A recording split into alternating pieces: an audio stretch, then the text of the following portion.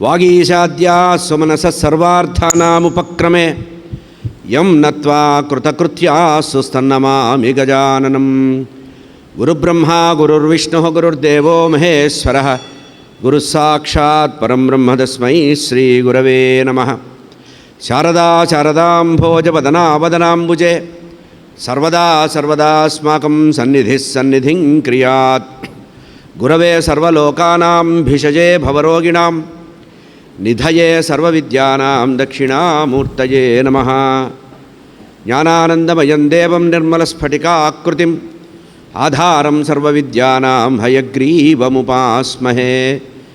మాలాం కుండీం చడమరుం శూలం శంఖం సుదర్శనం దధానం భక్తవరదం దత్తాత్రేయం నమామ్యహం.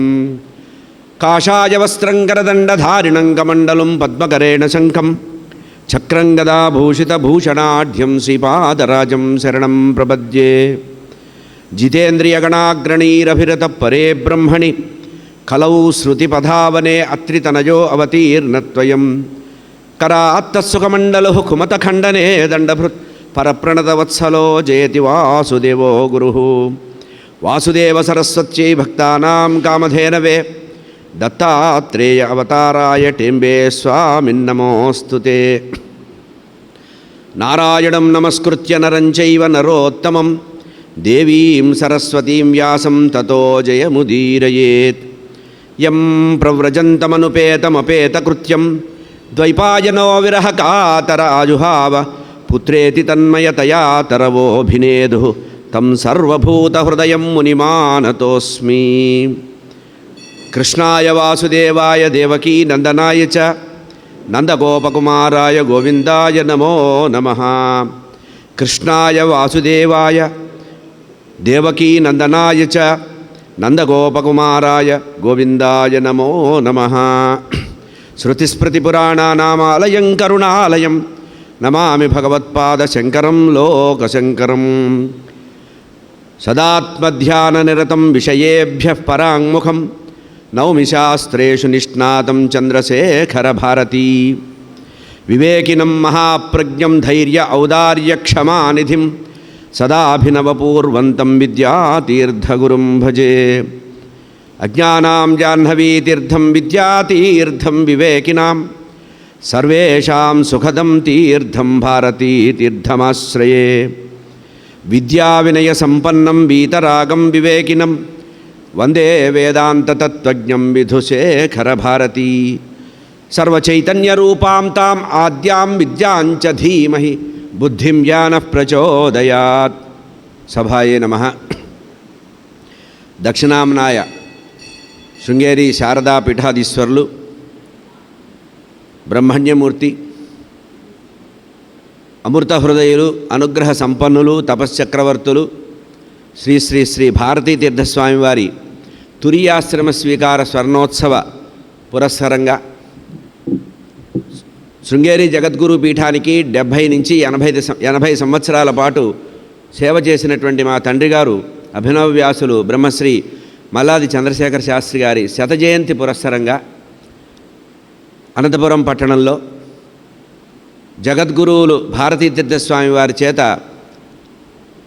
ప్రథమంగా ప్రతిష్ఠించబడినటువంటి ఆదిశంకర భగవత్పాద శారదా పరమేశ్వరి సమేతమైనటువంటి శృంగేరి శంకరమఠంలో, ఆ తర్వాత సన్నిధానం వారి చేత విధుశేఖర భారతీ స్వామివారి చేత పంచలోహాలతో పునఃప్రతిష్ఠించబడినటువంటి ఈ దివ్యమైనటువంటి పరిసరాల్లో జగద్గురువుల యొక్క అనుగ్రహ ఆశీస్సులతో మా తండ్రి గారి శతజయంతిని ఇందులో కలుపుకోవాలి. గురువు కంటే ఇంకోరు లేరు, గురువే గతి.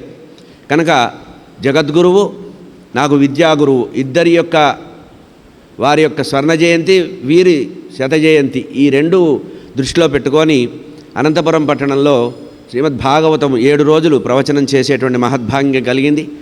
అదృష్ట విశేషం ఏంటంటే నేను స్వయంగా వెళ్ళలేక ఏదో పనులలో ఉండి స్వామివారి దగ్గరికి లేఖ పంపిస్తే వారు అమృత హృదయం అంటే అది గురువు అంటే అట్లా ఉంటారు. వారు ఆశీపూర్వకంగా శ్రీముఖాన్ని పంపించి మంత్రాక్షతలు ఇచ్చి అనంతపురంలో ఉండేటువంటి ఆస్తిక మహాశయులందరికీ కూడా పరిపూర్ణమైనటువంటి అనుగ్రహ ఆశీస్సులు అందజేస్తున్నాను.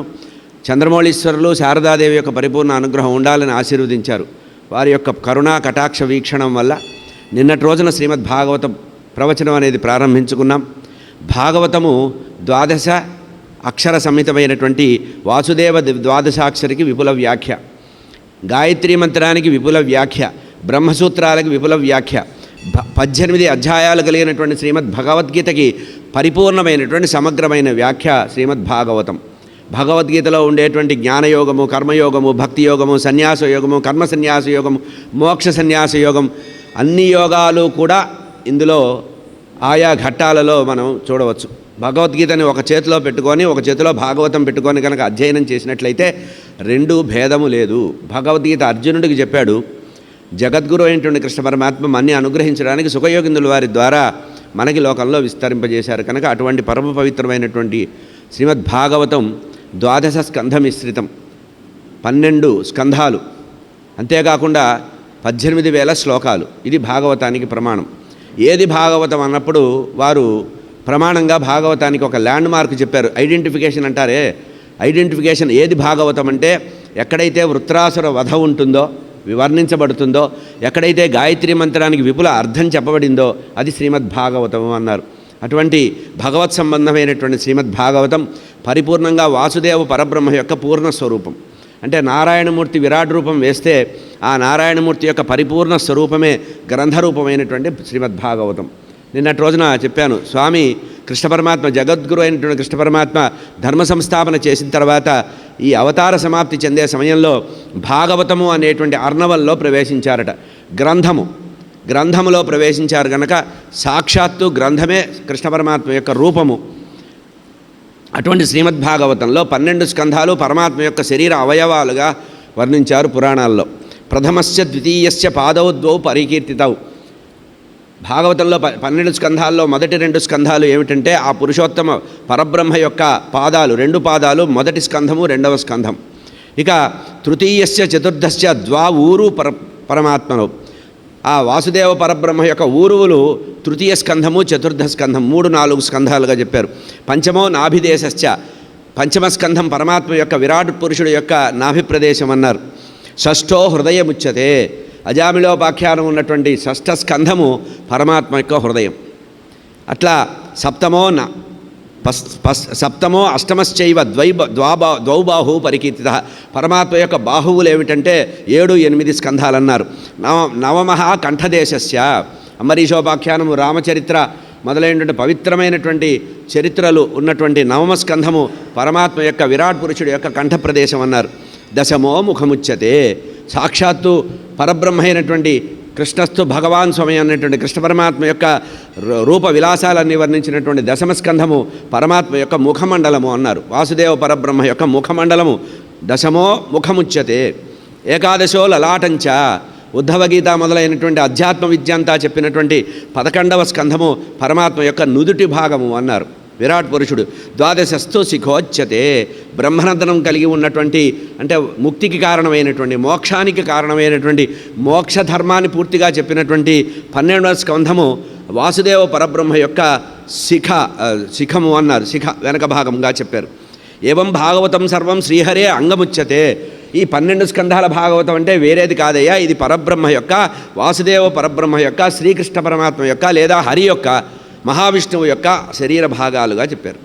అటువంటి పరమాత్మ తన యొక్క లీలలతో లోకాన్ని వ్యాపింపజేస్తున్నారు. నిన్నటి రోజున కథ ఎక్కడ ఆపామంటే, వ్యాస భగవానుడు అష్టాదశ మహాపురాణాలు, ఉపపురాణాలు, బ్రహ్మసూత్రాలు, ఆ తర్వాత మహాభారతం అనేటువంటి ఇతిహాసము, ఇట్లా అనేకమైనటువంటి రచన, సాహిత్య సారస్వత రచన అంతా చేసి వేద విభాగం చేసి యజ్ఞయాగాది క్రతువుల్ని కూడా తయారు చేసి యజ్ఞయాగాది క్రతువుల్లో ఎవరు ఏం చేయాలనేటువంటి విధి విధానాలన్నీ చెప్పి అన్నీ కూడా వర్ణించిన తర్వాత ఇంత వాంగ్మయ సేవ చేసినప్పటికీ కూడా సరస్వతీ నదీ తీరంలో కూర్చొని ఒంటరిగా కూర్చొని తాను ఏం సాధించాను అంటే పెద్దగా సాధించింది లేదు అన్నారట.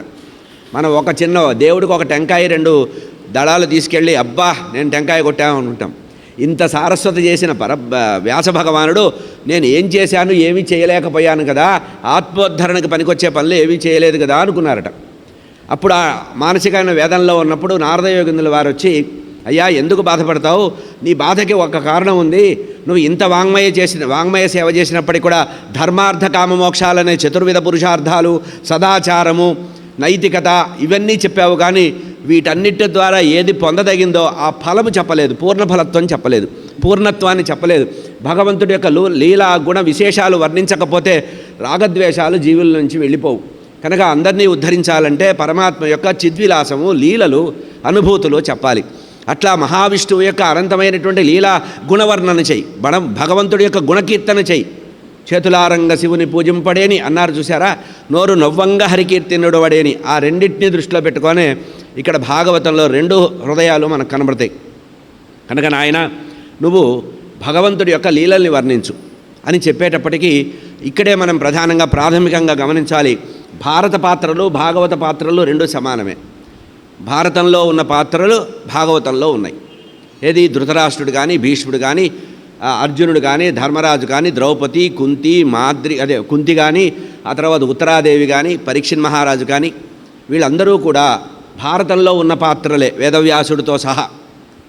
కానీ భారతంలో ఉండే పాత్రలంతా కూడా ధర్మము మీద మాత్రమే మనసు పెట్టుకున్నారు. ధర్మము మీద అంటే రూల్ బుక్ దగ్గర పెట్టుకొని జీవితం గడిపారు వాళ్ళు. రూల్ బుక్ మాత్రమే ఉద్ధరిస్తుందని చెప్పి రూల్ బుక్ దగ్గర పెట్టుకున్నారు. అంటే ధర్మశాస్త్రాల్లో ఏం చెప్పారో ఆ ధర్మశాస్త్రాల్లో చెప్పినట్టుగా నడవాలి అని చెప్పి ధర్మ రక్షణ కోసం వాళ్ళందరూ కంకణబద్ధులయ్యారు. అయితే వాళ్ళల్లో ఇంకొక పార్శ్వం కూడా ఉంది. మనం ఆఫీస్లో చాలా గంభీరంగా ఉంటాం, ఇంట్లో హాస్యచతురతగా ఉంటామా లేదా, ఇంట్లో సరసంగా మాట్లాడతాం, నవ్వుతూ మాట్లాడతాం కదా. అటువంటి 2వ పక్షము ఉభయ పక్షాల్లో ఒకటి గంభీరంగా భారతం చెప్తోంది పాత్రలు, సరళంగా మృదువుగా హృదయపూర్వకంగా రసవంతంగా చెబుతోంది భాగవతంలో పాత్రలు. కనుక అక్కడ భారతంలో ఉండే పాత్రలే భాగవతంలో కూడా ఉంటాయి. కానీ ఇక్కడ పరమాత్మ యొక్క సేవలో శరణాగతితో తరించినటువంటి పాత్రలుగా భాగవత పాత్రలు ఉన్నాయి. దీనికి కారణం నారదుల యొక్క ఉపదేశం. నారద యోగేంద్రుల వారు చెప్పారు, నువ్వు భగవంతుడి యొక్క దివ్య నామరూప గుణ విలాసాలన్నీ వర్ణించినట్లయితే నీకు తప్పకుండా తృప్తి కలుగుతుంది అన్నారు. ఇట్లా ఎప్పుడైతే చెప్పారో చెప్పిన తర్వాత ఆశ్చర్యపోయాట. ఎవరు? నా వ్యాస భగవానుడు. ఇంత జ్ఞానివి, నువ్వు అదృష్టవంతుడు అని. అదే అడ్డం పెట్టుకొని నిన్న మనం చివరగా చెప్పింది, నమో భగవతే తుభ్యం వాసుదేవాయ ధీమహి ప్రద్యుమ్నాయ అనిరుద్ధాయ నమస్సంకర్షణాయ చ. చతుర్వ్యూహాలు, మహావిష్ణువు యొక్క చతుర్వ్యూహాల గురించి వర్ణించి చెప్తే దాన్ని ఉపదేశంగా తీసుకున్నారు వ్యాస భగవానుడు. కనుక భాగవతం మొత్తంలో ఉపదేశాత్మకమైనటువంటి కొన్ని శ్లోకాలు ఉన్నాయి. అందులో మొట్టమొదటి శ్లోకము మనకి ఓం నమో భగవతే వాసుదేవాయ. ఇదే మనకి ద్వాదశాక్షరి మహామంత్రంగా కూడా వచ్చింది. నమో భగవతే తుభ్యం వాసుదేవాయ ధీమహి ప్రద్యుమ్నాయ అనిరుద్ధాయ నమస్సంకర్షణాయ చ అనేటువంటిది. ఇది మూలమంత్రంగా తీసుకొని దాన్ని జపిస్తున్నారు. ఆ సందర్భంలో నారద యోగేంద్రుల వారు ఒక మాట అన్నారు, నువ్వు ఇంతగా పశ్చాత్తాపడుతున్నావు, తపన పడుతున్నావు, నీ సంగతి అట్లా ఉంది, నా యథార్థం చూడు. భగవంతుడి యొక్క గుణకీర్తన చేయడం వల్లనే మనుషులు ముక్తులవుతారు. ఎంతటి వాడైనా కూడా ఉత్తమ స్థితి రావాలంటే భగవంతుడి యొక్క గుణ రూప విలాసాల్ని వర్ణించి తీరవలసిందే అని తన యొక్క పూర్వజన్మ వృత్తాంతాన్ని చెప్పాడు. నారద యోగేంద్రుల వారి యొక్క పూర్వజన్మ కథతో మొదలవుతుంది భాగవతం. అంటే లోకంలో చాలా గొప్పవాడు అంటున్నటువంటి ఆ బ్రహ్మ యొక్క మానసపుత్రుడైనటువంటి నారద యోగేంద్రుల వారు కూడా నేరుగా ఉత్థానం పైనుంచి ఊడి పడలేదు. ఆయనకు కూడా జన్మ కర్మలు అన్నీ ఉన్నాయి. కనుక చెప్తున్నారు, అయ్యా నేను ఒకానొక దాసీపుత్రుని, మొట్టమొదటి జన్మ నా ఆది జన్మ ఏంటంటే నేను దాసీపుత్రుణ్ణి అని తన గురించి చెప్తున్నారు. పూర్వజన్మ వృత్తాంతం చెప్తున్నారు. నేను ఒక దాసీపుత్రుణ్ణి, పుట్టగానే తండ్రిని కోల్పోయాను. నా తండ్రి నేను పుట్టగానే మరణించాడు. నా తల్లి నన్ను పోషించడానికి కోసం తన ఉదర పోషణ చేసుకుంటూ నన్ను పోషించాలనే ఉద్దేశంతో ఒక బాగా నైష్ఠికుడైనటువంటి వేద విద్వాంసుడైన బ్రాహ్మణుడి ఇంట్లో పని మనిషిగా చేరింది. అది అదృష్టం. ఆమె అదృష్టానికి ద్వాపరే సమనుప్రాప్తే సకదాచిత్ సరస్వత్య అని చెబుతూ ఇక్కడ వర్ణిస్తున్నారు. నారద యోగేంద్రుల వారు తన యొక్క కథని చెప్పిన విషయాన్ని చెప్తున్నారు. నాయన, నా గురించి విను. నేను ఒక దాసీపుత్రుణ్ణి. వేద విద్వాంసుడైనటువంటి ఆ గృహస్థు ఇంట్లో తల్లి సేవలు చేస్తూ ఉంటే, చాకరీ చేస్తూ ఉంటే నేను తల్లికి తోడుగా అక్కడ ఉండేవాడిని. ఎందుకంటే ఇంట్లో ఒకడే గుడిసెలో ఉంటే కష్టం కనుక తల్లి వెంట వెళ్ళేవాడిని. పని మనుషులు వస్తుంటే చిన్నపిల్లలు వస్తారే, అట్లా వచ్చేవారట. అయితే అదృష్టంగా వర్ష ఋతువు ప్రారంభమైంది. శ్రావణ భాద్రపదాలు వర్ష ఋతువు. ఆ వర్ష ఋతువు చాతుర్మాస్య వ్రతం ప్రారంభమవుతుంది. పూర్వకాలంలో ఈ వర్షాకాలంలో సంచారం చేసేవారు కాదు. మనకి చాతుర్మాస్య వ్రతం అనేటువంటి నియమం వచ్చిన కారణం అదే. వర్షాకాలంలో ఎందుకంటే కొత్త జీవులు పుడతాయి. వర్షం వల్ల కొత్త జీవులు పుడతాయి. ఆ జీవుల్ని హింసించే అవసరం వస్తుంది కనుక ఎక్కువగా నడిస్తే అప్పుడే పుట్టినటువంటి కొన్ని జీవరాశులు నశిస్తాయి కనుక తనకి ప్రమాదం ఉండకూడదు, అవతల వారికి ప్రమాదం ఉండకూడదని చాతుర్మాస్య వ్రతంగా నిర్ణయించారు. అట్లాగే ఈ బ్రాహ్మణోత్తముడి ఇంటికి వేద పురుషులు కొంతమంది వచ్చారట, జ్ఞానులైనటువంటి ఋషులు వచ్చారు. వారు వచ్చేటప్పటికే మహాత్మా మా ఇంట్లో చాతుర్మాస్య వ్రతం చేయమంటే ఆ 4 నెలలు ఆ ఋషులందరూ కూడా, వేద పండితులందరూ కూడా ఆ గృహస్థు ఇంట్లో ఉన్నారు. అప్పుడు ఏం చేశాడు గృహస్థు, ఈ పిల్లవాడి యొక్క తల్లి ఏమో ఇంట్లో చాకరీ చేస్తోంది, బట్టలు ఉతకడం, కట్టెలు కొట్టడం, గిన్నెలు తోమడం లాంటివి చేస్తోంది. ఇక వీళ్ళకి సేవ చేసేవాళ్ళు ఉండాలి కదా, ఈ పిల్లవాడు ఖాళీగా ఉన్నాడని యజమాని ఏం చేశాడంటే, నాయనా కొంచెం ఇక్కడ నువ్వు కొంచెం సహకరించు, వీళ్ళకి సేవ చేయరా అని చెప్పారు. అహం పురాతి భవంతం మునే దాస్యస్తు కన్యాస్య, ఒక వృద్ధురాలైనటువంటి విధవరాలైనటువంటి ఒక దాసి యొక్క కుమారుణ్ణి నేనని చెబుతూ దానికి తన యొక్క గత జన్మ వర్షమంతా వృత్తాంతం అంతా చెప్పారు. ఆ తర్వాత వాళ్ళకి ప్రతిరోజు సేవ చేయడం తనకి ఆనందంగా అనిపించేదట. ఎందుకంటే వాళ్ళు ఎప్పుడు కూడా భగవంతుడి గురించే మాట్లాడుకునేవారట. వాళ్ళు పొద్దున్న లేస్తే అనుష్ఠానం చేసుకోవడం, ఖాళీ సమయంలో భగవంతుడి యొక్క రూపగుణ విలాసాలు చెప్పడం, ఇది వింటుంటే ఆనందం కలిగేదట. భగవంతుడి గురించి వినడం అనేది, ఆనందం ఉండడం అనేది పూర్వజన్మ సుకృతమే. మన వాళ్ళ ఇళ్లలో చూడండి, ఎవరన్నా పొరపాటున భక్తి టీవీ ఏదో టీవీ పెడితే వెంటనే పిల్లలు మమ్మీ ఎందుకు ఇది అంటారు. అంటే పూర్వజన్మ సంస్కారం మనం కలిగిస్తే, మనం చెత్త సీరియల్స్ చూడడం అలవాటు చేస్తే వాళ్ళకి అదే అలవాటు అవుతుంది. అట్లాగే ఇక్కడ పిల్లవాడికి ఉండే అదృష్ట విశేషం ఏంటంటే, వాళ్ళు ఎప్పుడైతే మధురంగా భగవంతుడి యొక్క రూపగుణ విలాసాలు చెప్తున్నారో దాన్నే వాళ్ళు అతను వింటున్నట్టు ఆ పిల్లవాడు ప్రతిరోజు కూడా వాళ్ళు చెప్పే మాటలు వినటం, వాళ్ళు భోజనం చేసిన తర్వాత ఆ విస్తళ్ళలో అవి ఎత్తి అవతల పారేయడం, వారు వదిలి మిగిలినటువంటి పదార్థాన్ని ప్రసాదంగా స్వీకరించడం, ఇట్లా అలవాటు చేసుకున్నాడు. మహాత్ములైన వారు భోజనం చేసిన తర్వాత ఆ పదార్థాలు, మిగిలిన పదార్థాలు అంటే గిన్నెల్లో ఉన్న పదార్థాలు మనం తినడం అనేది అది మహాప్రసాదం కింద లెక్క. జగద్గురువులు వచ్చినప్పుడు కూడా మన పర్యటనలో కూడా ఈ నియమాన్ని పాటిస్తారు. భిక్షావందనం అయిన తర్వాత ఏకాంత భక్తులు ఎవరైతే ఉంటారో వారికి ఆ ప్రసాదం ఇవ్వడం అనేది జరుగుతుంది. ఇది సంప్రదాయం. ఎందుకంటే వారి యొక్క దివ్య దృష్టి తగిలి వారు భగవంతుడి యొక్క నైవేద్యం సమర్పించిన తర్వాత వారు తిన్న తర్వాత దాన్ని మనము స్వీకరిస్తే అది మహాప్రసాదం అవుతుంది. ఇట్లా ప్రతిరోజు కూడా అతి మనోహరమైనటువంటి కృష్ణ పరమాత్మ యొక్క గుణాలన్నీ వింటూ ఆ పిల్లవాడు 5 సంవత్సరాల పిల్లవాడు గడుపుతున్నట్ట. ఇట్లా ఉంటే ఆ పిల్లవాడు చేస్తున్నటువంటి ఆ సేవకి వాళ్ళు మెచ్చుకున్నారట. 4 నెలలు అయిపోయింది. వెళ్ళిపోయేటప్పుడు వాళ్ళు ఏం చేశారు, ఒక మహామంత్రాన్ని ఉపదేశించారట. నారాయణ మహామంత్రాన్ని ప్రణవరహితంగా, అది గుర్తుపెట్టుకోవాలి, ప్రణవరహితంగా ఉపదేశించారట. నమో భగవతే తుభ్యం వాసుదేవాయ ధీమహి అని చెప్పి వాళ్ళు అనుకుంటూ ఆ పిల్లవాడికి ఉపదేశించారట. ఆ ఉపదేశించినప్పుడు ఆ మంత్రము నామం అన్నమాట, ఇది కేవలం భగవంతుడి నామమే గమనించాలి. ఆ నామాన్ని ఆనందంగా రుచికరంగా అతను అధ్యయనం చేస్తున్నట్ట, చదువుతున్నాడు. అది చదివిన కొద్దీ చాలా ఆనందం అనిపిస్తోంది. ఏవం కృష్ణమతేర్ బ్రహ్మన్, కృష్ణ భక్తులైనటువంటి వాళ్ళందరూ కూడా ఈ విధంగా చాలా ఆనందంగా కాలం గడిపి వెళ్ళిపోయారట. 4 మాసాలు చాతుర్మాస్య గడవగానే ఆ బ్రహ్మవేత్తలందరూ కూడా వాళ్ళ దారిన వాళ్ళు వెళ్ళారట. వెళ్ళేటప్పటికీ ఇతను ఆ గురువులు ఉపదేశించినటువంటి ఏదైతే నామం ఉందో ఆ నామాన్ని ఉచ్చారణ చేస్తున్నాడు. ఇట్లా ఉండగా భగవంతుడు మనకి జ్ఞానం రావాలంటే కొన్ని దూరం చేస్తాట, కొన్ని దగ్గర చేస్తాట. నారద యోగిందులు వారు చెప్తున్నారు ఇక్కడ, మనం ఏదో కొన్ని దూరమైన బాధపడుతుంటాం, ఆయన మనకి ఒక స్థాయి కలిగించడానికి కొన్ని చేస్తారట. ఇట్లా ఉండగా వచ్చిన అతిథులు వెళ్ళిపోయిన తర్వాత ఇంట్లో యజమాని కుటుంబము, ఈయన తల్లి, ఇతను మిగిలారు. ఇట్లా ఉండగా ఒక సందర్భంలో సాయంత్రం సూర్యాస్తమయం తర్వాత గొడ్లపాకలో పశుశాలలోకి వెళ్ళి గోశాలలో పాలు పితకమని యజమాని చెప్తే మా అమ్మ కడవు పట్టుకొని వెళ్ళింది. వెళితే పొరపాటున చీకటిలో వర్షం పడుతోంది. చీకటిలో అక్కడ ఒక సర్పం వచ్చింది. ఆ సర్పం మీద కాలు పెట్టిందిట తల్లి. పెట్టేటప్పటికి ఆ సర్పం వెంటనే కాటు వేసింది. తల్లి అక్కడికక్కడ మరణించింది. ఈ తల్లి మరణించినప్పుడు అతను అనుకుంటున్నాడు, భగవంతుడు నాకుండేటువంటి సంసార తాపత్రయాలు, వెంపర్లాటలు, అటాచ్మెంట్లు దూరం చేస్తే కానీ వీడు బాగుపడనని మొట్టమొదట జ్ఞానుల్ని దూరం చేశాడు. ఆ తర్వాత నాకు లంపటంగా ఉన్నటువంటి, నాకు ప్రేమనిస్తూ అనురాగంగా నాకు సేవలు చేస్తూ నాకు ఇంకా బుద్ధి వికాసం పూర్తిగా కలగకుండా ఉంటున్న సందర్భంలో నా తల్లిని కూడా దూరం చేశాడంటే భగవంతుడు నా కోసం ఏదో తయారు చేసి పెట్టాడు అని ఒక నిబద్ధమైనటువంటి నిర్ణయం తీసుకున్నాడు. తల్లి ఉన్నప్పుడు తల్లి ఉద్యోగం చేస్తోంది కనుక ఆ ఇంట్లో నివాసం ఉంది. వాళ్ళు ఉండమన్నారు లేరన్నారని కాదు, తల్లి సేవ చేసి దాని ఫలాన్ని మాత్రమే ఆహారంగా ఇచ్చే అలవాటు కనుక తల్లి వెళ్ళిపోయిందనే ఉద్దేశంతో చెప్పకుండా ఒకరోజు అర్ధరాత్రి లేచి ఆ బాలుడు బయలుదేరి అక్కడి నుంచి ఏదైతే నామాన్ని వాళ్ళు ఉపదేశించారో, ఋషులు నామాన్ని ఉపదేశించారో ఆ నామాన్ని ఆశ్రయించి ఆ పిల్లవాడు భగవంతుడి యొక్క దివ్య మంగళ విగ్రహాన్ని దర్శించగలిగాట. ఎట్లా దర్శించగలిగాడంటే స్వప్నాత్తు దర్శనం వచ్చిందట. కూర్చొని భగవంతుడు అదే నామం ఒకటే గుర్తుపెట్టుకోవాలి. మనం మామూలుగా ఎవరి దగ్గరైనా పెద్దవాళ్ళ దగ్గరికి వెళ్ళినప్పుడు ఏదో మనకు కష్టం ఉంటే మనం అడిగినప్పుడు బలాన్ని చదువుకోవయ్యా, బలాన్ని స్తోత్రం చేసుకో, బలాన్ని నామం చేసుకో అని చెప్తాం. మనకు అది నచ్చదు. ఇదేమిటండి ఇంత సులభమైంది ఇచ్చాడు, ఇది పనిచేయదేవో అనుకుంటారు.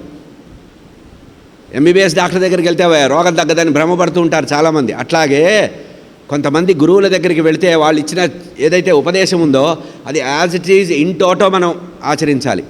అట్లా ఆచరించకపోతే గురువును పరీక్షించడం కానీ, గురువు ఇచ్చింది గొప్పది కాదని అనుకున్నా కూడా మహాపాపం వస్తుందన్నారు. ఇక్కడ ఇతను ఆ ఇచ్చిన మంత్రాన్నే తదేకంగా ధ్యానం చేస్తూ ఉండడం వల్ల కాకవేడము అనేటువంటి వనంలో తపస్సు చేశాట పిల్లవాడు. అదృష్టం ఏంటంటే ఆ అరణ్యము చాలా కీకారణ్యంట, భయంకరమైన అరణ్యం. అందులో పెద్ద పులులు, గుడ్లగూబలు, తర్వాత పెద్ద ఆకారం కలిగిన ఏనుగులు, అడవి ఏనుగులు, కుక్కలు, రేచు కుక్కలు ఇవన్నీ ఉండేవిట.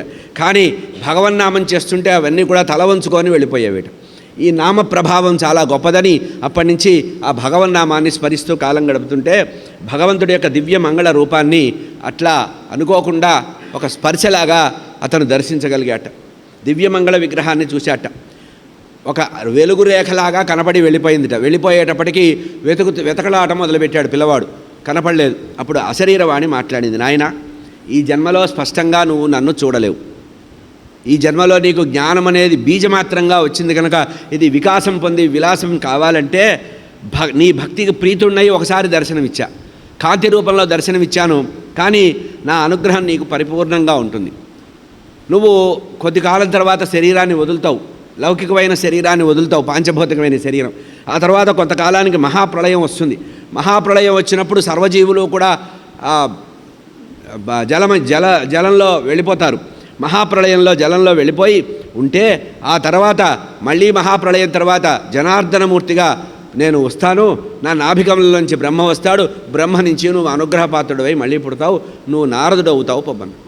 అంటే ఒక దాసీపుత్రుడు క్రమశిక్షణగా విచక్షణ కోల్పోకుండా గొప్పవాళ్ళకి సేవ చేసి గురువుల్ని సేవించిన తర్వాత గురువులు ఇచ్చిన మంత్రాన్ని సాధన చేసి నిర్మలమైన మనస్సుతో ప్రాపంచికమైనటువంటి విషయాల మీద మనసు పెట్టకుండా ఈశ్వరారాధన ఈశ్వర బుద్ధితో సమర్పణ బుద్ధితో ఎప్పుడైతే నిష్కామంగా కర్మ చేశాడో అతనికి పై జన్మ నారద జన్మ వచ్చింది. అంటే అర్థం భాగవతం మొట్టమొదటి చెప్పేది ఏంటంటే నువ్వు ఎవరివి ఏమిటి భగవంతుడికి దీంతో సంబంధం లేదు. రాగద్వేషాల్ని సృష్టించాడే కానీ దానిలో తాను మునగలేదు. ఎవరైనా ఎప్పుడైనా తరించడానికి భగవంతుడి యొక్క ఆరాధన ఉపయోగపడుతుంది, అది గుర్తుపెట్టుకోవాలి. కనుక మనం గొప్పవాళ్ళం ఎక్కడో పుట్టామని భుజాలు ఎగరేయకుండా మనం పుట్టిన యొక్క జన్మని సార్థకం చేసుకోవాలి. ఎవరైనా భగవంతుడి యొక్క అనుగ్రహానికి పాత్రులవుతారు. ఇది నారదుడే దీనికి దృష్టాంతం. కనుక నారద యోగేంద్రుల వారు ఏం చెప్పారు, నువ్వు ఇంత గొప్పగా పరాశర మహర్షి యొక్క కుమారుణ్ణి ఇంత గొప్పవాడిని అని బాధపడ్డావే, నీకు ఏమీ రాలేదని బాధపడ్డావు. నేను ఏమీ రాని వాడిని అన్నీ వచ్చినాయి కనుక ఈశ్వరాజ్ఞ ఉండి భగవత్ సేవ చేస్తే భగవంతుడి యొక్క గుణవర్ణన చేయడం వల్ల వస్తుంది. నేను దేవదత్తం అనేటువంటి వీణని పట్టుకొని ఆ పరబ్రహ్మ యొక్క అనుగ్రహం వల్ల ముల్లోకాలు సంచరిస్తుంటా. ఎప్పుడైతే గురువులు నాకు జన్మజన్మాంతరాల్లో గురువులు చిన్న భగవన్నామాన్ని ఇచ్చారో ఆ నామాన్ని ఇప్పటికి కూడా మర్చిపోకుండా నేను జన్మాంతర సుకృతంతో నేను ఆ నామాన్ని ఇస్తున్నాను. కనుక కల్పాంతంలో మళ్ళీ నేను జన్మించాను నాయన, ఇది నా కథ అని చెప్పి వ్యాసభగవానుణ్ణి ఉద్ధరించారు నారద యోగేంద్రుల వారు. ఇట్లా చెప్పి నారద యోగేంద్రుల వారు వెళ్ళిపోయారట. వెళ్ళిపోయి అక్కడ వెళ్ళిపోయేటప్పుడు ఒక మాట చెప్పారు, అయ్యా నిగమములు వేయి చదివిన సుగమంబులుగావు ముక్తి భగవద్భవములు. ఎన్ని వేదాలు చదివినా, ఎన్ని శాస్త్రాలు చేసినా, ఎన్ని చర్చలు చేసినా, ఎంత పాండిత్యం ఉన్నా సుగమంబు భాగవతము నిగమము. ఈ వేదాలు శాస్త్రాలు సమస్త విద్యలన్నిటికంటే కూడా సులభంగా మనిషి తరించడానికి భగవంతుడు సృష్టించినది సుగమము భాగవతము. ఈ భాగవతాన్ని మొట్టమొదట నారాయణమూర్తి బ్రహ్మగారికి చెప్పారటండి. ఆ బ్రహ్మగారు నారదుడికి చెప్పాట. ఆ నారదుడు వ్యాసుడికి చెప్పాడు. చతుశ్లోకి భాగవతం అంటారు. అట్లా కోటి సంఖ్యతో భాగవతం ఉందట సత్యలోకంలో. దానిలో కొన్ని లక్షల శ్లోకాలు దేవలోకానికి ఇచ్చారట. మనకి మాత్రం వ్యాస భగవానుడు 18,000 శ్లోకాల్లో ఇచ్చారు. కనుక మొట్టమొదట నారాయణమూర్తే మనకి భాగవత కర్త. ఆ తర్వాత బ్రహ్మగారికి ఉపదేశం అయింది, ఆ తర్వాత నారద యోగిందుల వారికి ఉపదేశం అయింది, ఆ తర్వాత వ్యాస భగవానుడికి ఉపదేశం అయింది, ఆ తర్వాత సుఖయోగిందుల వారికి ఉపదేశం అయింది. సుఖయోగిందుల వారికి వ్యాస భగవానుడు చెప్తున్నప్పుడే సూత పౌరాణికుల వారు అక్కడ ఉండి వినడం జరిగింది. కనుక ఆ సూత పౌరాణికుల వారు నైమిసారణ్య మహాక్షేత్రంలో శౌనకాది మహాములకు చెప్పారు. అది భగవద్ ప్రసాదంగా మనం చెప్పుకుంటున్నాం. ఇప్పుడు ఇది పరంపర, భాగవత పరంపర అన్నారు. సుగమంబు భాగవతము నిగమంబులు పఠింప ముక్తి వివరము. వేదాలు చదివితే, శాస్త్రాలు చదివితే ఇంతో అంతో జ్ఞానం వస్తుందేమో, కానీ వాటన్నిటికంటే పరిపూర్ణమైనటువంటి, వాటన్నిటి సారభూతమైనటువంటి శ్రీమద్ భాగవతం అనేది సుగమము, చాలా ముక్తికి హేతువైనది. మనం ముక్తి పొందాలంటే భాగవతం కంటే గొప్పది లేదు అని చెప్పి నారద యోగిందుల వారు చెప్పారు. ఆత్మారాములైనటువంటి మునీశ్వరులందరూ కూడా భాగవతాన్ని ఉపాసిస్తారు. ఆత్మారామస్య మునయః చెప్పారు. కనుక అటువంటి పరమ పవిత్రమైనటువంటి భాగవత గ్రంథం గురించి సూత పౌరాణికుల వారు శౌనకాది మహాములకు చెప్తున్నారు. ఇక్కడ కథని ప్రారంభించారు. మహాభారత యుద్ధం అంతా అయిపోయింది, పాండవులు జయం పొందారు.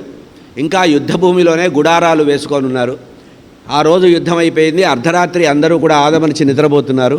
బాగా నిద్రపోతున్న సమయంలో అశ్వత్థామ అంతకుముందు అలిగి వెళ్ళిపోయిన వాడు కాస్త వచ్చి చూశాడు. తనకి ఇన్నాళ్ళు తిండి పెట్టినటువంటి దుర్యోధనుడు ఎక్కడున్నాడా అని వెతికితే మడుగులో ఉన్నాడు. ఆ మడుగులో ఉన్నటువంటి దుర్యోధనుడిని వెతుక్కొని వచ్చి జలస్తంభన విద్యతో ఒక మడుగులో దాక్కొని ఉంటే తన మేనమామైనటువంటి ఆ అశ్వత్థామ మేనమామ కృపాచార్యుల వారిని వెంట పెట్టుకొని వీళ్ళిద్దరూ చిరంజీవులు కనుక మిగిలారు. అది వ్యవహారం.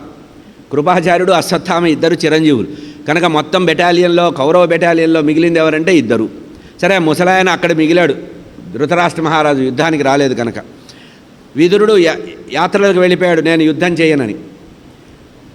ధృతరాష్ట్ర మహారాజు తన దగ్గర ఉండాలి కదా అని చెప్పి సంజయుడిని ఉంచుకున్నాడు. సంజయుడు మొత్తం రన్నింగ్ కామెంటరీ ఇచ్చాడు. భారత యుద్ధం అంతా కూడా దివ్యమైనటువంటి చక్షువుతో, వ్యాసానుగ్రహంతో భారతాన్ని చెప్పాడు. అట్లా ఉంది పరిస్థితి. ఇట్లా ఉంటే అందరూ కూడా ఒళ్ళు బలిచి నిద్రపోతుంటే యుద్ధభూమిలోనే గుడారాలు వేసుకొని ఉన్నారు. ఇప్పట్లాగా ఎక్కడో ఉండి రోజు హెలికాప్టర్లో వెళ్ళి యుద్ధం చేసి మళ్ళీ సాయంత్రం ఇంటికి వచ్చి బిర్యానీ తినే అలవాటు లేదు. ఆ రోజుల్లో యుద్ధభూమిలోనే నివసించేవాళ్ళు. ఎందుకు అన్నారు. దీనికి ఏం చెప్తున్నారంటే, బ్రాహ్మణుడు యాగశాలలో జీవిస్తే ఎంత పుణ్యమో, క్షత్రియుడైన వాడు యుద్ధభూమిలో జీవిస్తే అంత పుణ్యం. కనుక యజ్ఞయాగాది క్రతువులు బ్రాహ్మడికి ఎట్లా చెప్పారో అదే స్వధర్మో నిధనం శ్రేయ అని. స్వధర్మమే గొప్పది, స్వధర్మం చాలా గొప్పది. పరధర్మం భయావహం అని ఎందుకు చెప్పారంటే, స్వధర్మం. వీరక్షత్రియుడు యుద్ధభూమిలో మరణిస్తే వాడికి డైరెక్ట్గా మోక్షం వస్తుందట. దేవతలు స్వయంగా వచ్చి చేయి పట్టుకొని తీసుకెళ్తారట. పెద్ద ప్రోటోకాల్ ఉంటుందట. యుద్ధభూమిలో మరణిస్తే, మంచం మీద మరణిస్తే క్షత్రియుడు అధమమైన జన్మ వస్తుందట. కనుక యుద్ధభూమిలోనే గుడారాలు వేసుకొని ఉన్నారు. ఇక యుద్ధానికి కొన్ని నియమాలు ఉన్నాయి. యుద్ధం మొత్తం అయ్యే వరకు ఎవరికి మైల ఉండదు. లేకపోతే ప్రతిరోజు మైల పట్టడమే. ఒకడెవడన్నా చచ్చాడు అనుకోండి, వాడి కోసం 10 రోజులు మైల పట్టి మళ్ళీ యుద్ధం ఆపాలి. అనగా యుద్ధాల్లో క్షత్రియుడి నియమం ఏంటంటే, ఇది నియమాలు చెప్పారు మనవాళ్ళు. అర్చకులకి, యుద్ధం చేసే క్షత్రియులకి కొన్ని నియమాలు చెప్పారు. సంవత్సర సూతకం అనేది మనకుంటుంది, అర్చకులకు ఉండదు. ఒక నెల రోజులు ఏదో నియమం చెప్పారు. ఆ దాటిన తర్వాత వారి యొక్క దేవాలయ కైంకర్యాలు చేయవచ్చు. ఎందుకంటే భగవంతుడికి ధూపదీప నైవేద్యాలు పెట్టేవాడు ఉండడుగా. ఇప్పట్లాగా గూగుల్లో సెర్చ్ చేస్తే వాళ్ళని పూజారి దొరుకుతాడంటే వచ్చే రోజులు కావు అవి. కనుక ధర్మశాస్త్రకారులు ఏం చెప్పారంటే, ఆయా వర్ణాల వారికి, ఆయా వృత్తుల వారికి కొన్ని నియమాలు చెప్పారు. వీళ్ళకి యుద్ధభూమి అయ్యే వరకు, యుద్ధమంతా అయిపోయే వరకు ఈ చనిపోయిన వాళ్ళకి అంత్యేష్టి చేయడం లేదు. ఆ తర్వాత రోజుకొకళ్ళకి చెప్పారు తిలతర్పణాలు. కొన్ని లారీల లోడు తెప్పించాట ధర్మరాజు, నల్ల నువ్వులు. ఎందుకంటే ఒకడా ఇద్దరా పోయింది, అంతమంది పోయారు కనుక వాళ్ళందరికీ కూడా తిలతర్పణాలు ఇవ్వడానికి ఎన్నో మోపుల నల్ల నువ్వులు తెప్పించాట. దానికి ముందుగా యుద్ధం అయిపోయిన రోజు రాత్రి భయంకరమైన యుద్ధం జరిగింది. అంతా అయిపోయిన తర్వాత వీడొక్కడు మిగిలాడు. మడుగులో మిగిలేటప్పటికీ ఆ మడుగులో ఉన్నటువంటి దుర్యోధనుడిని ప్రార్థించి మాట్లాడాడు అశ్వత్థామ. అశ్వత్థామ యొక్క హృదయం కరిగిందట. ఏమి కరిగిందన్నారు. ఏమీ లేదు, నాకు ఇన్నాళ్ళు తిండి పెట్టినవాడు, దిక్కుమాలిన మడుగులో దాక్కున్నాడు, సార్వభౌముడుగా ఉన్నాడు, ఇతనికి ప్రీతి చెయ్యాలి అనుకున్నట్ట. మనం కూడా ఒక్కొక్కసారి ధర్మాన్ని వదిలిపెట్టి ఇచ్చకం కోసం, కైతవం మొదటి శ్లోకంలోనే చెప్పారు కదా, కైతవం. మనం ఇచ్చకం కోసం కొంతమందికి ధర్మాన్ని వదిలిపెట్టి పెడతాం. మన పిల్లవాడు బయట నుంచి రాగానే, కాలేజీ నుంచో స్కూల్ నుంచి రాగానో తల్లి చెప్తుంది, ఏమని, కాళ్ళు కడుక్కో నాయనా, కొంచెం బట్టలు మార్చు, వీలుంటే స్నానం చేయవో, చెంబెడి నీళ్లు పోసుకో అని. వెంటనే తండ్రో ఇంకోళ్ళో ఏమంటారు, ఏం నాన్ సెన్స్ ఇదంతా, వాడు పాపం పొద్దునెప్పుడో ఇంత డబ్బా తిన్నాడు, వాడు చాలా ఇదైపోతున్నాడని. అంటే ఇచ్చకం కోసం మనం చేసే పని ధర్మ వ్యతిక్రమంగా ప్రవర్తిస్తుంటారు.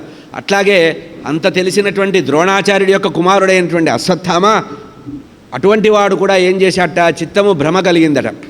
నేను గనక పాండవులకు ఏదైనా అహితం చేస్తే చివరిలో, అంటే చివరి కొసప్రాణంతో ఉన్నాడు దుర్యోధనుడు, కూడా బతకడు తెలుసు, అతనికి పరాజయం నిశ్చయం. వాడొక్కడు ఏమనుకున్నా అంటే, నేను ఒక్కడిని మిగిలితే పోస్ట్పోన్ అవుతుంది కదా పట్టాభిషేకం అనుకున్నాడు. అంటే పంచాంగం దాసేస్తే తిథులు ఆగిపోతాయి అనుకుంటారు చూసారా, అట్లా దుర్యోధనుడు మడుగులో దాక్కున్న కారణం అది. అంటే పోస్ట్పోన్ చేశాడు.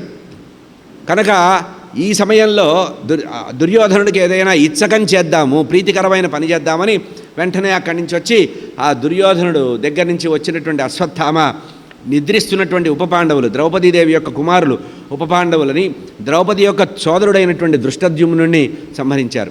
ఇక్కడే చాలా స్పష్టంగా ఒక మాట ఉంది, నిద్రపోతున్నటువంటి ఆ పిల్లలు చనిపోయారు, ఒకే ఖడ్గంతో అట్లా ఖండించేశాట, వరుస సొరకాయ తరిగినట్టు తరిగేశాడు. దృష్టద్యుమ్నుడు మాత్రం లేచి బతిలాడట, అయ్యా క్షత్రియులం మనము, నేను క్షత్రియ వంశంలో చెందిన వాడిని, యుద్ధం చేసి మరణించాలి, నేను మరణించడానికి సిద్ధంగా ఉన్నా, కానీ నాకు యుద్ధాన్ని అనుగ్రహించు అంటే భయపడిపోయి అతన్ని సంహరించాట. ఘోరంగా పశువుని సంహరించినట్టుగా సంహరించారు అని వ్యాస భగవానుడు రాశారు. అట్లా సంహరించిన తర్వాత వచ్చాట, వచ్చి మళ్ళీ ఇంకా బయటకు వచ్చాడు. ఇక్కడ ఉపపాండవులు మరణించారు, దృష్టద్యుమ్నుడు మరణించాడని తెలుసుకున్నాడు దుర్యోధనుడు, అదే అర్జునుడు తెలుసుకున్నాడు. అర్జునుడు తెలుసుకొని వెంటనే ఆ ద్రౌపదీదేవి దగ్గరకు వచ్చి ఓదారుస్తున్నాడు. ఏమని, ద్రౌపది, నీ కుమారుల్ని ఎవరైతే సంహరించారో ఆ దుర్మార్గుడైనటువంటి వాడిని నేను కట్టేసి తీసుకొస్తా, నీ ఎదురుగానే వాడి శిరస్సు ఖండిస్తానన్నారు. మాతా శిశు అప్పుడు మామూలుగా భారతంలో ఉండే ద్రౌపదికి, భాగవతంలో ఉండే ద్రౌపదికి ఇది ప్లాట్ఫామ్, మనం చర్చించవలసిన విషయం. ఎందుకు భాగవతం విడిగా రాశారు, భారతంలో ఉన్న కథే కదా అంటే దానికి చెప్తున్నారు. ఇంత ఉంటే ఆ అర్జునుడు మాట్లాడిన మాటలకి ద్రౌపది ఒక మాట అంది, నాయనా భర్తతో అంది, నాథ ఏమిటి నీ నిర్ణయం, మనకి కష్టం కలిగింది కదా అని ఇంకోటికి కష్టం కలిగితే కానీ మనకి తృప్తి లేదు అనేటువంటి విషయం వద్దు. మాతా శిశూనాం నిధనం సుతానాం నిసంయఘోరం పరితప్యమానా తదద్భుత కళాకులాక్షి తాం సాంత్వయన్నామ కిరీటమాలి. శత్రుంజయుడైనటువంటి ఓ ధనంజయ, అర్జున, లోకంలో తల్లిదండ్రులు పుత్రుల్ని పోగొట్టుకోవడం కంటే భయంకరమైనటువంటి ఘోరమైన విషయం ఇంకోట్లేదు. తన సంతానం తన ఎదురుగా వెళ్ళిపోవడం, తనకంటే ముందు తన సంతానం వెళ్ళిపోవడం అంటే అంతకంటే దారుణమైన విషయం లేదు. నాకు ఒక పక్కన దుఃఖం ఉన్నమాట వాస్తవమే. నాకు 5 కుమారులు, నా సోదరుడు ఏకైక సోదరుడు, మిగిలినటువంటి సంతానం 5, ఇద్దరూ వెళ్ళిపోయారు. కానీ ఇంత ఘోరంగా ఉన్నప్పటికి కూడా ఒక్క విషయం గుర్తుపెట్టుకో, నిన్నగాక మొన్ననే యుద్ధభూమిలో ద్రోణాచార్యుల వారు వెళ్ళిపోవడం వల్ల నీ గురుపత్ని అయినటువంటి కృపి వైధవ్యంతో బాధపడుతోంది. ఇప్పుడు ఒకగానొక్క కొడుకు, ఈ కొడుకు కూడా వెళ్ళిపోతే ఆ తల్లి పడేటువంటి బాధ చాలా ఘోరమైంది నాయన. గురుపత్ని నీకు తల్లితో సమానం కనుక గురుపత్నికి బాధ కలిగించకూడదు అని చెప్పింది. నాకు వచ్చిన కష్టమే ఇంకోటికి రావాలని అనుకోవడం అనేది చాలా తప్పు. అద్వేష్టా సర్వభూతాని అంటే అది. తనకి ఒరులేవి అనరించిన నరవర తన అప్రియంబు తన మనమున కాగు తానవి ఒరులకు చేయకునికి పరాయణము పరమధర్మ పదములకెళ్ళను. భారతంలో ఇచ్చిన తీర్పు అది. భారతంలో చివరిలో ఇచ్చిన జడ్జిమెంట్ ఏంటంటే, నీకు ఎవడ అపకారం చేసినా ఆ అపకారానికి తిరిగి ప్రత్యపకారం చేయవద్దు. అపకారికి ఉంది కదా శతకం, సుమతి శతకంలో కూడా ఉంది మనకి. కనుక చెబుతోంది, ఒక పక్కన నేను పుత్రవియోగంతో బాధపడుతూ ఇంకొకరికి పుత్రవియోగం కల్పిస్తే ఆనందపడేటువంటి స్థితి నాకు లేదు. కనుక ఆ గురుపుత్రుణ్ణి నువ్వు రక్షించు, గురుపుత్రుణ్ణి ఏం చెయ్యొద్దు అన్నారు. ఇట్లా అడ్డుపడిందట. అడ్డుపడేటప్పటికీ అక్కడ పరిస్థితి ఏమిటంటే, ఈ బ్రహ్మాస్త్రం తీసుకున్నాడు. ఇక్కడ ఉప పాండవుల్ని సంహరించిన తర్వాత అశ్వత్థామ బ్రహ్మాస్త్రాన్ని తీసుకొని పాండవుల మీద ప్రయోగించాడు. ఆ పాండవుల మీద ప్రయోగిస్తే ఆ బ్రహ్మాస్త్రం మీదికి వస్తుంది. అర్జునుడే ఫస్ట్ టార్గెట్, అర్జునుడి తర్వాత భీముడు. కనుక అర్జునుడి దగ్గరికి వచ్చింది, బ్రహ్మాస్త్రం వస్తోంది. రెండు చేతులు ఎత్తి కృష్ణ పరమాత్మని ప్రార్థిస్తున్నారు. ఎవరు? అర్జునుడు. కృష్ణ కృష్ణ మహాభాగ భక్తానాం అభయంకర త్వమేకో దక్ష్యమానానాం అపవర్గోసి సంస్కృతే.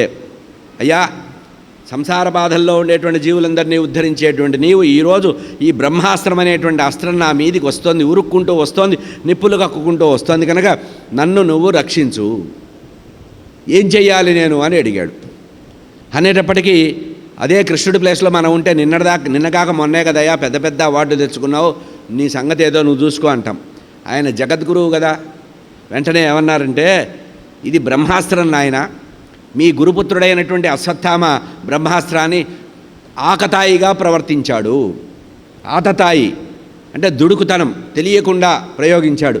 తనకి ఉపసంహరించే శక్తి లేదని తెలిసి కూడా గురువుగారి దగ్గర మంత్ర ఉపదేశం పొందాను కదా అని చెప్పి ఉపదేశం పొందాడు కదా అని ప్రయోగించాడు. కనుక ఈ బ్రహ్మాస్త్రం కనుక శాంతించాలంటే వేరే ఏ అస్త్రము కూడా ప్రయోగింపబడదు. బ్రహ్మాస్త్రానికి బ్రహ్మాస్త్రమే మందు. ఉష్ణం ఉష్ణేన శీతలం, plus into plus is equal to plus, minus into minus is equal to plus అంటారు కదా, చిన్నప్పుడు ఎప్పుడో చదువుకునే లెక్కలు. అట్లాగే బ్రహ్మాస్త్రం కనుక ఉపసంహరించాలంటే బ్రహ్మాస్త్రమే ప్రయోగించాలట. అట్లా బ్రహ్మాస్త్రమే ప్రయోగిస్తే, అందుకనే పాము కాటుకు కూడా పాము విషంతో తయారు చేసిన మందే వేసేవాళ్ళు పూర్వకాలంలో. అది దానికి కరెక్ట్గా అంటే ఆ లెవెల్లో ఉంటుందన్నమాట ప్రభావం. అట్లాగే ఈ రెండు ఇంకొక అస్త్రము దీని మీద పనిచేయదు నాయన, నువ్వు బ్రహ్మాస్త్రాన్ని ప్రయోగించు అంటే కృష్ణ పరమాత్మ యొక్క ఆదేశం ప్రకారం అర్జునుడు బ్రహ్మాస్త్ర ప్రయోగం చేశాడు. బ్రహ్మాస్త్రం ప్రయోగం చేస్తే అది శాంతించిందిట. శాంతించినట్టుగా శాంతించి డైరెక్షన్ మార్చుకుందిట. అప్పటికి వీడు ఆగల. వెంటనే ఏం చేశాడు అశ్వత్థామ, అది ఉత్తరాగర్భంలో ప్రవేశించాలని సంకల్పించాట. ఉత్తరాగర్భంలో కౌరవ వంశ అంకురం అంటే పాండవ అంకురం అనాలి. కౌరవం అంటే ఇద్దరు కుటుంబాలు ఒకటే. పాండవ అంకురము, వంశాంకురం ఉంది ఉత్తరాగర్భంలో. ఉత్తరాదేవి గర్భవతి, అభిమన్యుడి యొక్క భార్య. ఆమె నిండు చూలాలు, ఇప్పుడా రేపా ప్రసవిస్తుందన్నట్టుగా ఉంది. ఆ సమయంలో ఆ గర్భంలో ప్రవేశించిందిట. అప్పుడు మహాభక్తురాలైనటువంటి ఆ ఉత్తరాదేవి పరమ భక్తురాలట. ఇక్కడ మీకు భాగవతంలో ఎక్కడ ఆమె భక్తురాలని కనబడదు నేరుగా, కానీ భక్తురాలట. వెంటనే చేతులు రెండు జోడించి పరమాత్మ గురించి స్తోత్రం చేసింది. స్వామి, నాకు నీకంటే ఎవరూ లేరు, భక్తపరాధీనుడివి, నా శరీరం దహించుకుంటోంది, నా ఉదరంలో మంటలు కక్కుతున్నాయి, శరీరం అంతా కూడా తాపానికి గురైంది, కనుక నా గర్భము అగ్నికీలలు ఉన్నాయి, కనుక నన్ను రక్షించమని చెప్తే అప్పుడు పరమాత్మ రెండు రకాలు చెప్పారు ఇక్కడ వ్యాఖ్యానాల్లో.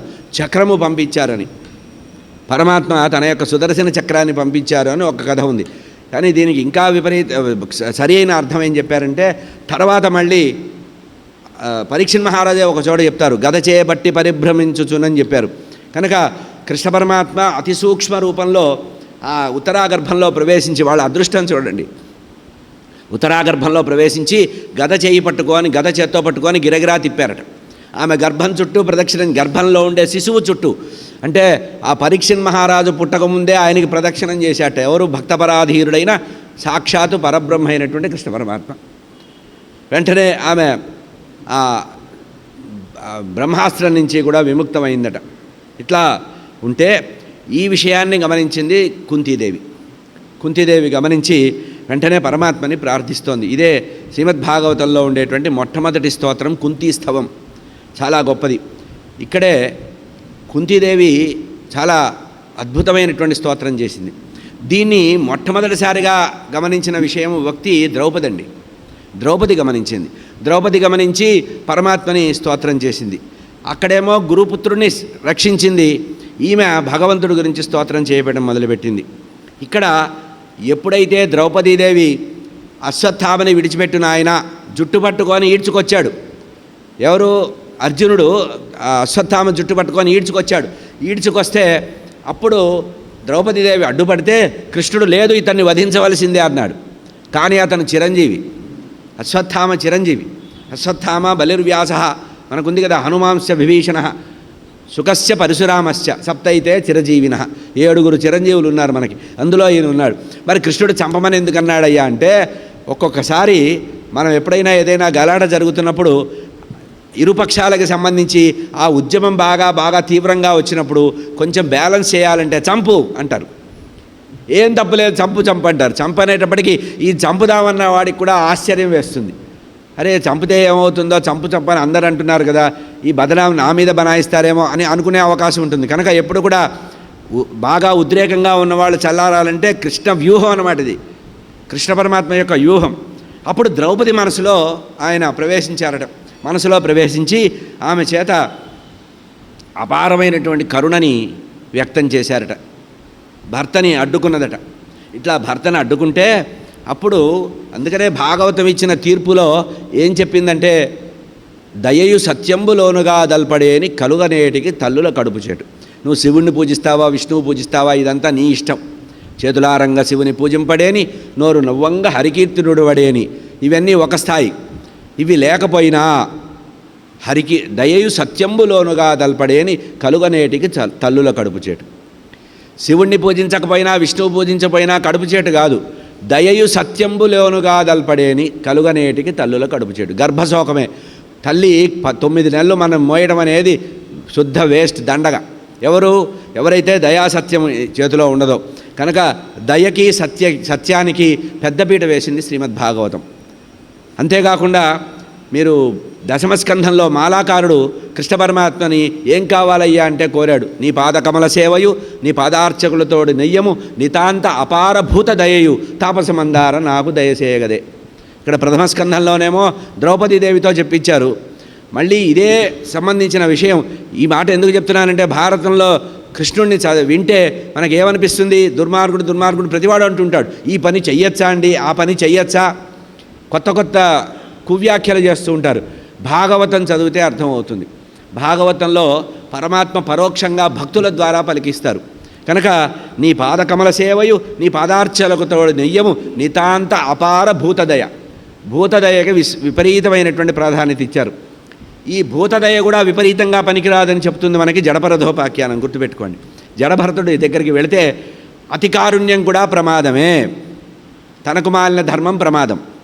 కొంపాగోడు అన్నీ వదిలిపెట్టి సన్యాసం తీసుకొని అన్నీ చేసి చివరికి ఆయన ఏం చేశాడు, ఒక లేడితో మోసపోయి లేడిగా జన్మించాడు. కనుక అతి కరుణ కూడా తప్పే. అతి సర్వత్ర వర్జయేత్.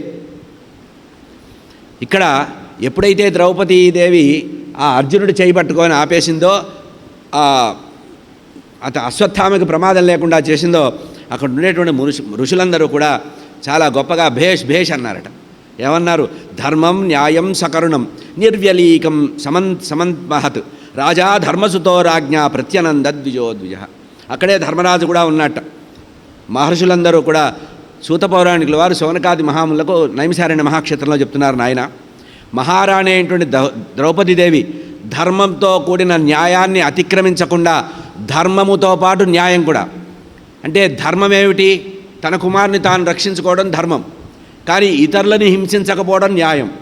కనుక ధర్మయుక్తమైనటువంటి న్యాయాన్ని ఆచరించి దయని కూడా దానికి కలిపి, దయకి ధర్మానికి మధ్యలో ఆమె ఏం కలిపింది, ధర్మానికి న్యాయానికి మధ్యలో దయని జోడించింది. అంటే ధర్మము న్యాయం అనేవి 2 ఉన్నాయి, దీని మధ్యలో దయ అనేది నింపిందట. ఈ దయ అనేది కుషన్ లాంటిదన్నమాట. ఆ దయ అనేది ఉండడం వల్ల ఆ హింసా ప్రవృత్తి నుంచి దూరం అయిపోయారు. దీన్ని ఏమంటారంటే కపటము లేని భక్తి అంటారు.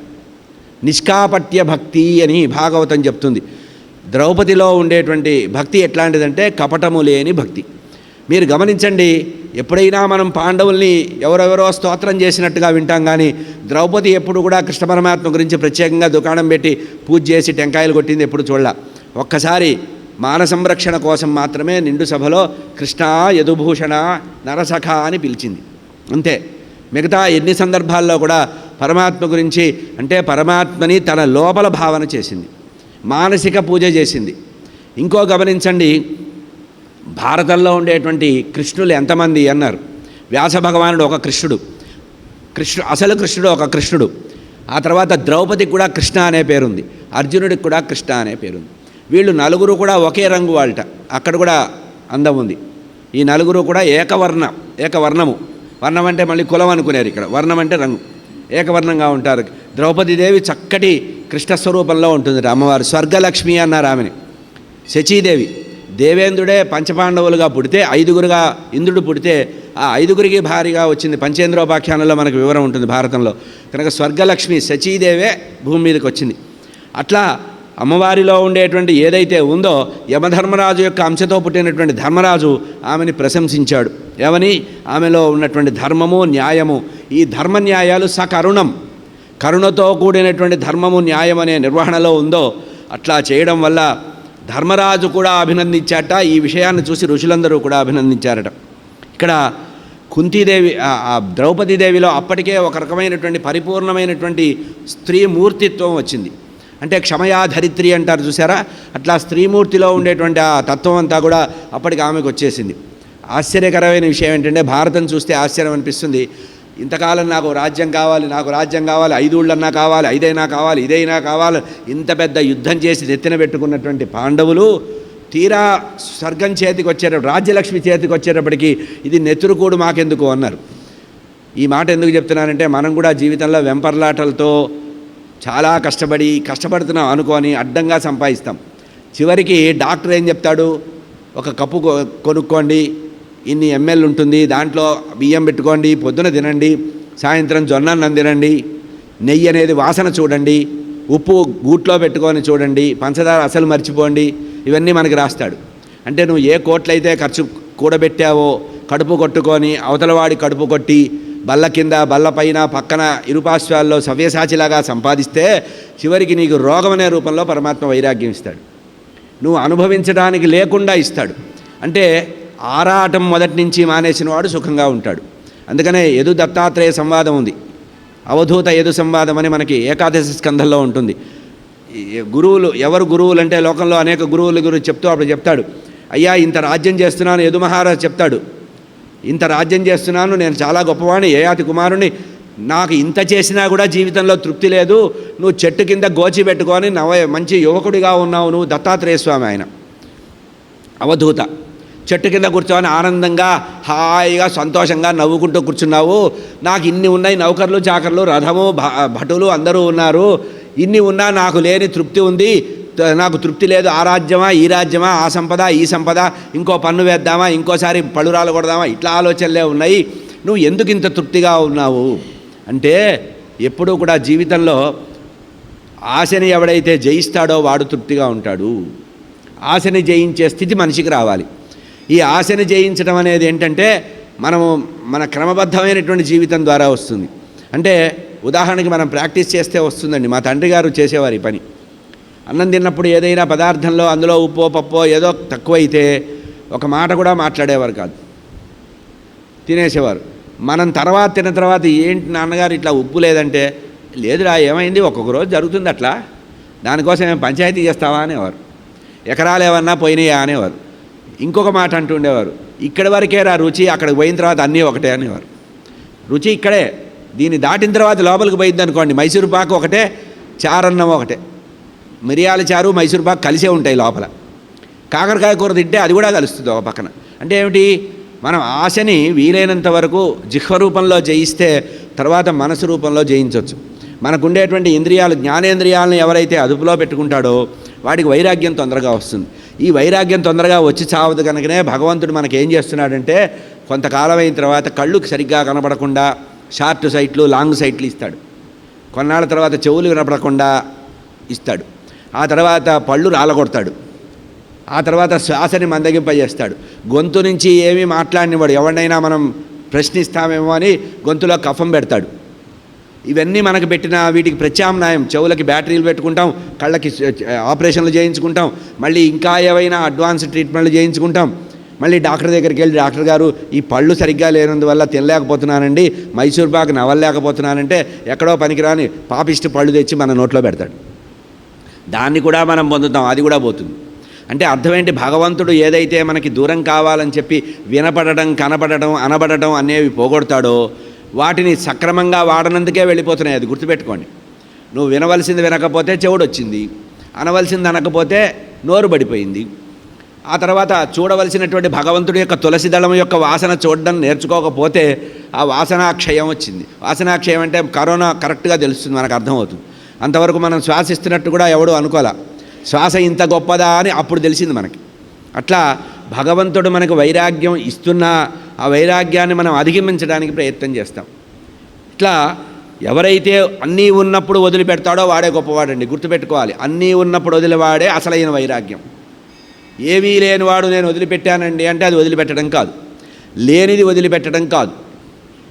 ఇంట్లో ముసలితనం వచ్చిన తర్వాత ఏమయ్యా కాఫీ తాగామని ఎవడన్నా అడిగితే లేదండి కాఫీ మానేశానంటాడు, ఇవ్వలేదని చెప్తే నామోషని. అట్లాగే లేనిది లేనట్టుగా భావన చేస్తూ ఇది మనది కాదు అనుకున్నవాడు ఎప్పుడైనా ఏదైనా ఒకటి సమయానికి మనకు దొరకలేదనుకోండి, భగవంతుడు మనకి దూరం చేయాలనుకుంటున్నాడని నిర్ణయించుకొని 60 సంవత్సరాల నుంచి కనుక మనం కౌంట్ డౌన్ స్టార్ట్ చేస్తే ముక్తికి చాలా సులభంగా ముక్తి వస్తుంది.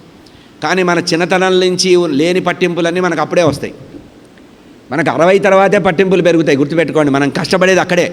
మనం ఎందుకు కష్టాన్ని పడుతున్నామంటే సమాజం ఎప్పుడూ మన పట్ల అట్లాగే ఉంది, కానీ మనం మన పట్ల సరిగ్గా లేదని మనం అనుకుంటూ ఉంటాం. కనుక ఈ ఎప్పుడైతే వదిలిపెట్టడం అనేది ఉందో ఇక్కడే పాండవులు చేసిన గొప్పతనం అది. ఇక ఇదే విషయం, ఇంత విషయం ఎందుకు చెప్పానంటే అంతవరకు వాడింట్లో వీడింట్లో గడిపింది కుంతీదేవి. పాండవులు అరణ్యవాసం చేసినప్పుడు కానీ, పాండురాజు మరణించినప్పుడు ఏకచక్రపురంలో ఉండి కానీ, అంతకుముందు కానీ కొండల మీద కానీ ఎక్కడెక్కడో ఉండి రకరకాల పనులు చేసింది. చివరికి వాళ్ళు జూదంలో ఓడిపోయి అరణ్యవాసం చేస్తుంటే విదురుడి ఇంట్లో తలదాచుకుంది. ఇట్లా వారింట్లో వీరింట్లో గడిపి సుఖంగా గడిపిన వ్యక్తి తీరా తన కుమారులు చక్రవర్తి అయితే పరమాత్మని ప్రార్థిస్తోందండి. ఇది కుంతీస్తవం అన్నారు భాగవతంలో, చాలా గంభీరమైనటువంటి ఘట్టం. స్వస్తి ప్రజాభ్య పరిపాలయంతాం న్యాయేన మార్గేణ మహిమహేషాః గోబ్రాహ్మణేభ్య శుభమస్తు నిత్యం లోకాః సమస్తాః సుఖినో భవంతు. కాలే వర్షతు పర్జన్య పృథివీ సస్యశాలిని దేశోయం క్షోభరహితః బ్రాహ్మణాः సంతు నిర్భయా అపుత్రా పుత్రిణः సంతు పౌత్రిణः అధనాः సధనాः సంతు జీవంతు శరదాం శతం. మంగళం కోసలేంద్రాయ మహనీయ గుణాబ్ధయే చక్రవర్తి తనూజాయ సార్వభౌమాయ మంగళం. Thanks for watching. Please comment, like, share and subscribe our channel.